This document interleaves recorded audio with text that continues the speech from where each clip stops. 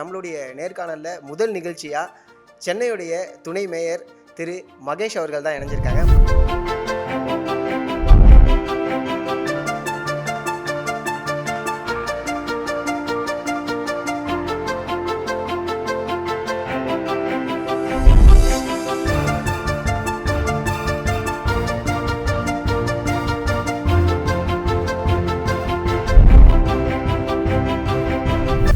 இருந்தாலுமே நம்மளுடைய அடுத்த கட்ட நகர்வுக்கு ஒரு சின்ன ஸ்ட்ரகிள் இருந்திருக்கும்.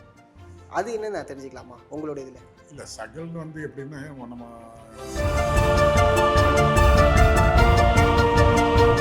கலைஞர் அவர்களை பார்த்து வியந்த ஒரு தருணம் இருக்கும்ல.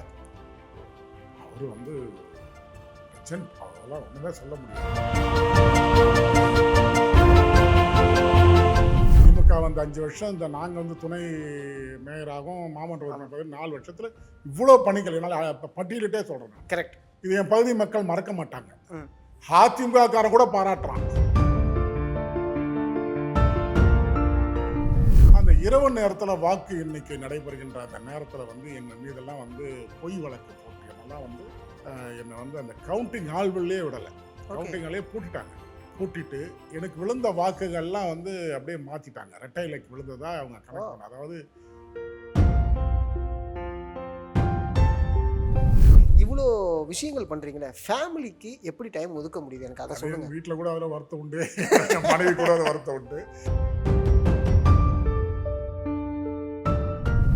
2016 மாமன்ற உறுப்பினர், தற்போது துணை மேயர், அடுத்து